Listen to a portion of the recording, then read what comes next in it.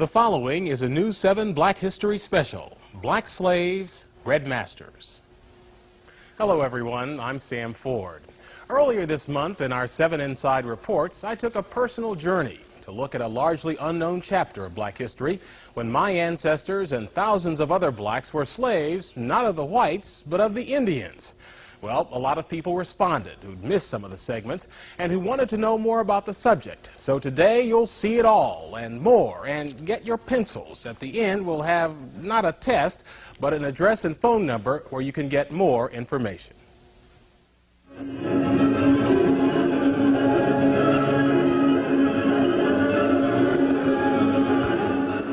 Every summer at Tahlequah, Oklahoma, the Cherokee Indians sponsor their Trail of Tears pageant, the story of how the U.S. government robbed the so-called Five Civilized Tribes of their homelands in the South and moved them by force to Oklahoma.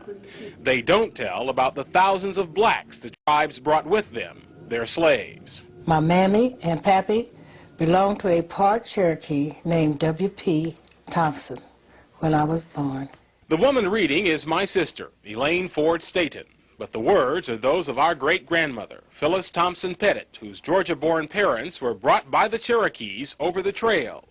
Johnson Thompson was Phyllis's brother. Before that, Pappy had been owned by 3 different masters. One was the rich Joe Vann, who lived down at Weber's Fall, and another was Chief Lowry of the Cherokees. My cousin, Maurice Shepard, reading the words of his great-grandfather. The interviews were conducted 52 years ago here at Fort Gibson, Oklahoma, when both my great-grandmother, Phyllis Pettit, and her brother, Johnson Thompson, were in their 80s, part of a federal writers project. Now, both of them are buried in this cemetery.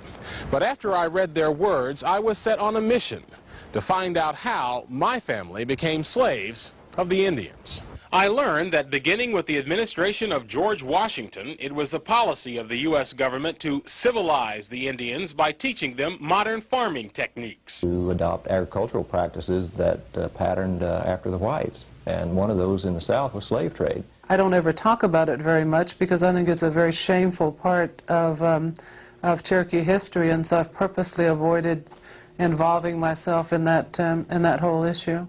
While the current chief may be ashamed, at the Cherokee Museum today are slave bills of sale, including one for 3 slaves bought in 1841 by then Principal Chief John Ross.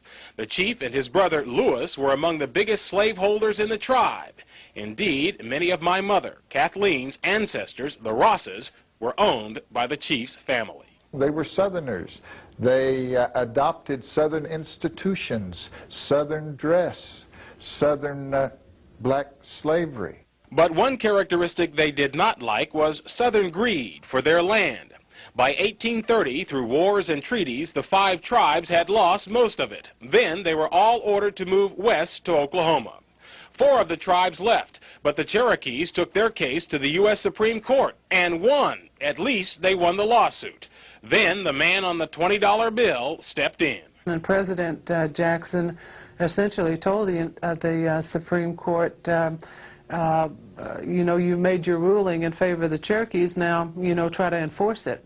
As president, Andrew Jackson controlled the army, so 14,000 Cherokees and 1,600 slaves were herded to Oklahoma, some groups in winter, with about a quarter of the Indians and blacks dying along the way. You got plenty of Indians right today don't like Andrew Jackson in this area.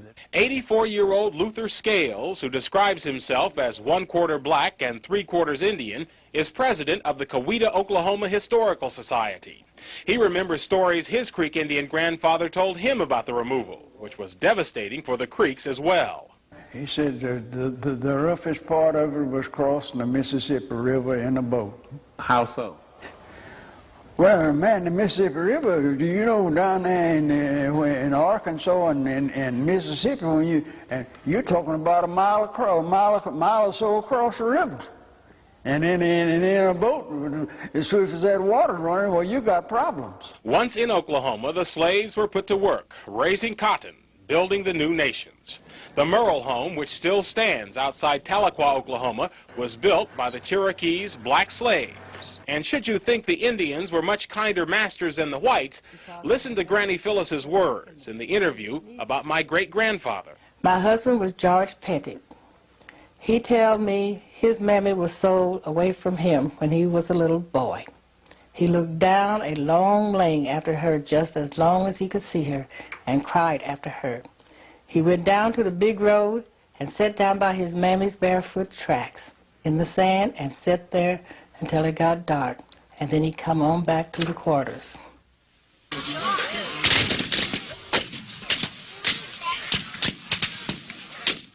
Oklahomans reenacting the Civil War Battle of Honey Springs. When it actually occurred, this was the Creek Nation in Indian Territory, slave territory, in which all of the 5 civilized tribes had signed treaties supporting the South.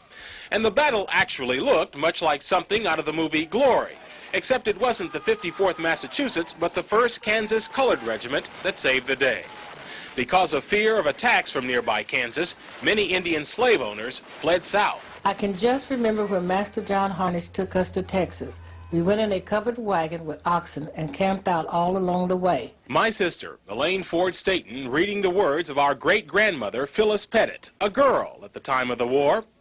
In ex-slave interviews conducted by federal workers during the Depression, she told how her brother, Johnson Thompson, and her parents were sold from one Cherokee master to another and taken to Texas. And Pappy done the driving of the oxen. I was set in a wagon and listened to him pop his whip and holler. On the square of the old Cherokee capital in Tahlequah, Oklahoma, stands a monument to Cherokee Confederate war dead. But the war here was confusing. While Cherokee Chief John Ross was arrested by the Union Army and shipped to D.C., his mansion was burned to the ground by Cherokee Confederate General Stan Wadey, who just didn't like the chief. And while Creek Chief Samuel Chakotay fought for the South, Apathalea, another Creek chief, fought for the Unions, his slaves at his side. In any event, when the war was over, the tribes who'd all signed Confederate treaties were in trouble. The United States government informed the 5 civilized tribes that all previous treaties are null and void. And the first thing to be accomplished is to sign a peace treaty. The new treaties meant the Indians lost more land. And since this wasn't legally considered the United States, Abraham Lincoln's Emancipation Proclamation had not covered Indian slaves. So the treaty said they had to be freed. One of the things the federal government required in those treaties was that these tribes adopt the blacks as equal members of the tribe, their former slaves. One day, old Master stayed after he ate breakfast, and when us Negroes come in to eat, he said, "After today, I ain't your master anymore. You all as free as I am."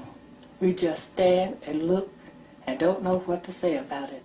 The words of her brother, Johnson Thompson, read by his great-grandson, Maurice Shepard. Pappy wanted to go back to his mother when the war was over and the slaves were freed. He made a deal with Dave Mounts, a white man who was moving into the Indian country, to drive for him.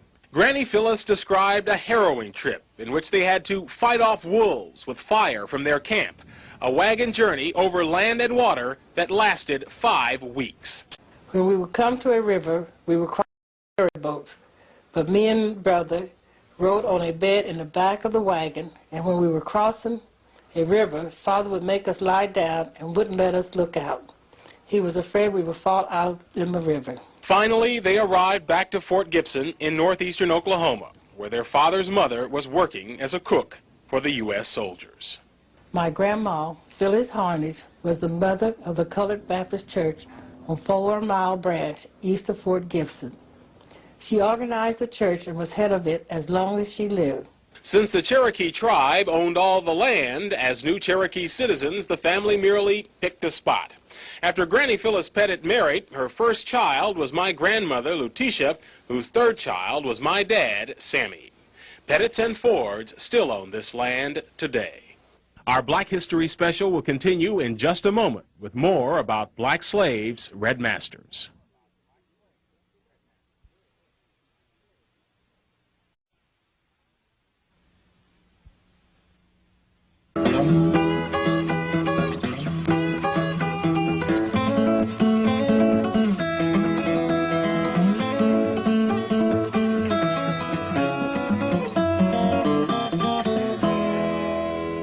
The ex-slaves were called freed men, and the freedmen of the Indians had reason to dance.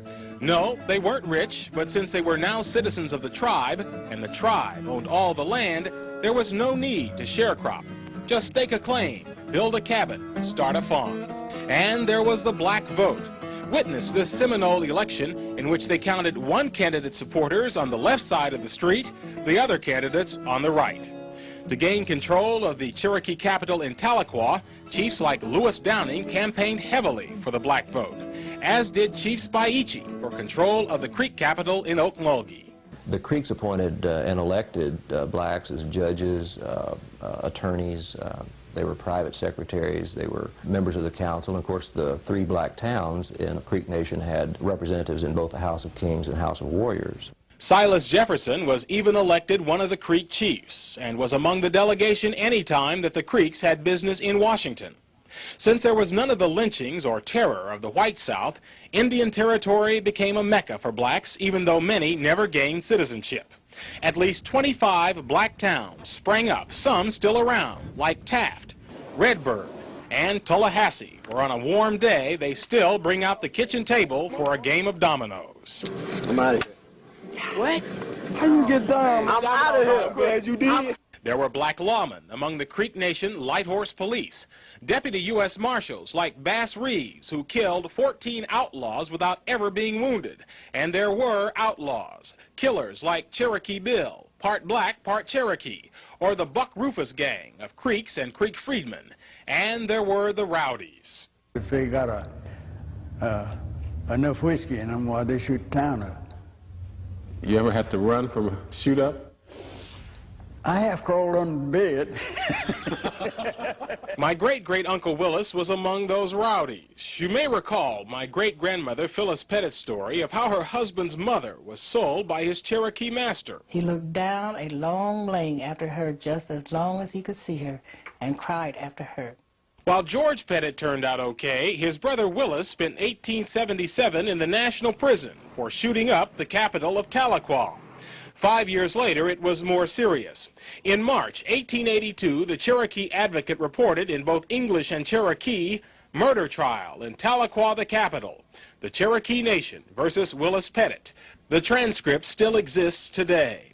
It seems 2 weeks earlier, Willis was having an argument with his wife Julia when his mother-in-law, Margaret Bird, said something, so he shot her. It all happened in the home of a sick woman that the two women were visiting. Among the numerous witnesses was one Henry Bowe, who testified that the day of the murder, Willis had tried to sell him his house and his hogs for $65. He said his wife had quit him. I said to him, "That won't make you sell your place. She'll come back again." He said to me, "That's played out." And he cursed and said, "I'm going to kill Margaret." While Willis did not take the stand, he had a witness, Maria Shepherd, support his defense that Margaret was trying to kill him. "As I passed her along the road," testified Maria, "she said she would have Willis put away in less time than 2 weeks. But the Cherokee transcripts say the prosecutor asked Maria, "What relation are you to Pettit?" "Not any." "Is Willis not in the habit of coming to your house often?" "He comes there sometimes." "How come Margaret to tell you about this?" "She did not like Willis and did not like me." "Why is it that Margaret Bird did not like Willis and you?" "I do not want to tell about that. I am not going to tell it." The Cherokee Advocate reported, the jury returned a verdict of murder, and Willis, that is his name, was sentenced to be hung until he was dead, dead, dead on the 5th of May next. At a hanging in those days, the public came to watch, and the condemned man was among those expected to make a speech to warn some young person against making the same mistake.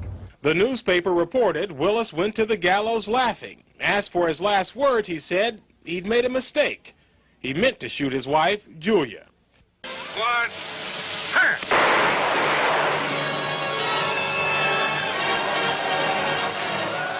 The Oklahoma Land Rush was the beginning of the end for the 5 Indian republics.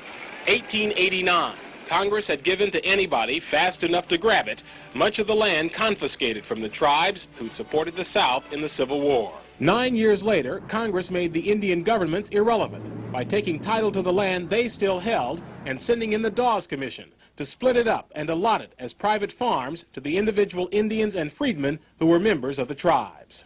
At mass gatherings like this, they were interviewed to determine whether they were legitimate tribal members or squatters.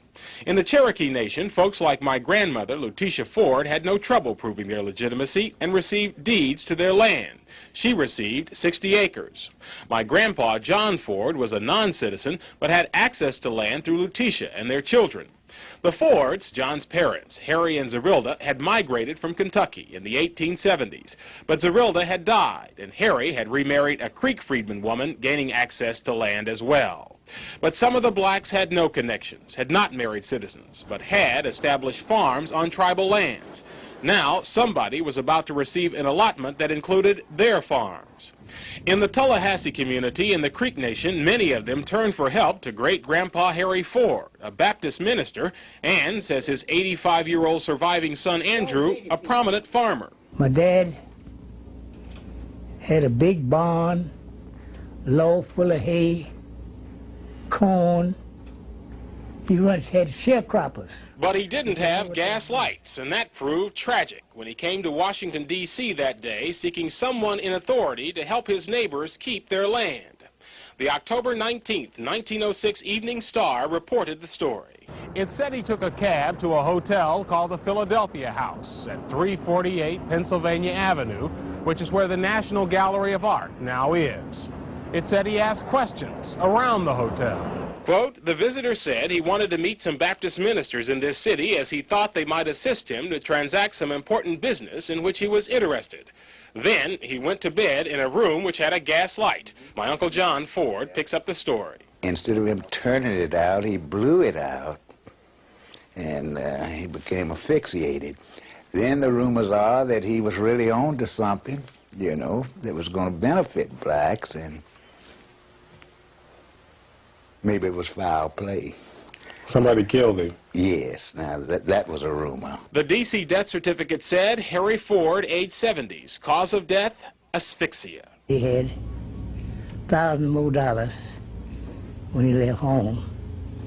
When he got it back, he didn't have a dime on him nowhere. Naturally wouldn't have. In the cheapest casket they could buy, and shipped him back to Oklahoma. As for the blacks Harry was trying to help, they lost out. But all of his and his second wife's descendants received 160 acres of Creek land. They became targets for rip-offs by land speculators. And when oil was discovered on Harry's grandson Dan's land, he was essentially kidnapped. Dan, they run him way out towards California trying to make him sell his place and all that. They called them land grafters. Dan was no fool. He refused. Andrew said when oil was discovered on his allotment, he had no problem with land grafters, but later both he and Dan lost their wealth. That's when they got Dan Tucker. The banks went busted and cleaned our ass out. The end of Indian territory meant the end of an era, of 40 years of tribal citizenship for blacks. The end of centuries of self-rule for the proud tribes, the Choctaws, Chickasaws, Cherokees, Creeks, and Seminoles. The descendants of those black slaves and red masters after this. We now look at the descendants of those black slaves and red masters and what they're doing today. We start at what was great-grandpa Harry Ford's homestead in Creek Country. Home now of the Dean family, the owner Herman Dean, one of about 10 black farmers still left in the area. Another was his brother-in-law, 66-year-old Sherrod Parker, the former sheriff of Wagner County, Oklahoma, still living on the allotment his family received from the Creek tribe. Sherrod mainly raises cattle. He says he stayed in farming while others have gotten out because of his dad. He always told us kids, if you take care of the farm will take care of you. We went to the old Cherokee capital of Tahlequah, where the local bank displays its name in both English and Cherokee. I wanted to hear the language spoken, so my cousin, Maurice Shepard, stopped a buddy on the street. Hello, Seal. How are you? You all right? His name is Walter Whitekiller, which means one of his ancestors killed a white person. There are also Cherokees named Man-Killer, Six-Killer, and Ten-Killer. We dropped by a meeting of the Five Civilized Tribes and found most tribes have kicked the blacks out. That was one of the things that the Creek people wanted to do, was to get it back to where that the Muskogee Creek Indians would have full control. The chief says there were no major complaints, but when the Cherokees did the same thing, 92-year-old Roger Nero filed a lawsuit. And they just rejected us. Chief Wilma Mankiller says she sympathizes that it was not her decision, but My job now is to uphold the Constitution. In the federal lawsuit and appeal, the Cherokees won. But among the Seminoles, the historically close relations between black and red have not changed. We have 12 Indian bands and the 2 freedmen bands. Lawrence Cudjoe, head of the Bruner Band, says it's because Seminoles and their slaves fought together against the U.S. Army. Our forefathers, they died together. And the help that the freedmen gave the Seminoles, the Indians, was so, they made a blood treaty that they, as long as the water flows and the oak tree grows, that they would be a part of that nation. They were just that close. Near Muskogee, we met 76-year-old Napoleon Davis, whose grandparents were slaves of the Creeks.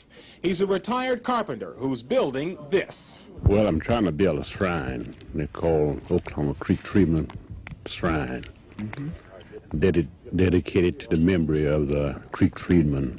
He hopes descendants of Indian slaves will come here to share and record much of the oral history that is so rapidly dying out. We seem like we are people that sit down and wait for other people to write our history, and it's not good. He says he doesn't know if he'll be healthy enough or live long enough to finish his shrine, but he says his 3 children have promised if he doesn't finish it, they will. Get your pencils ready if you want more information about black slaves, red masters.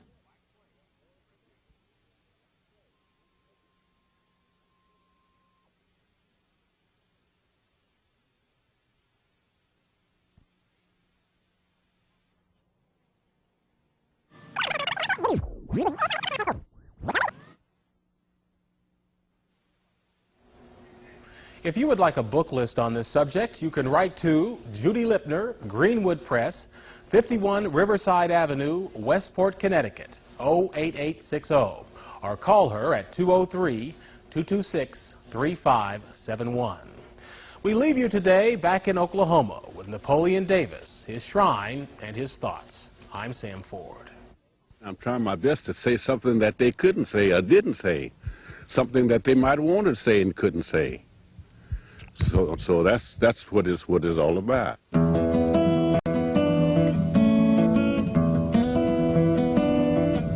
There's one kind of favor I ask of you. There's a one kind of favor I ask of you. There's one kind of favor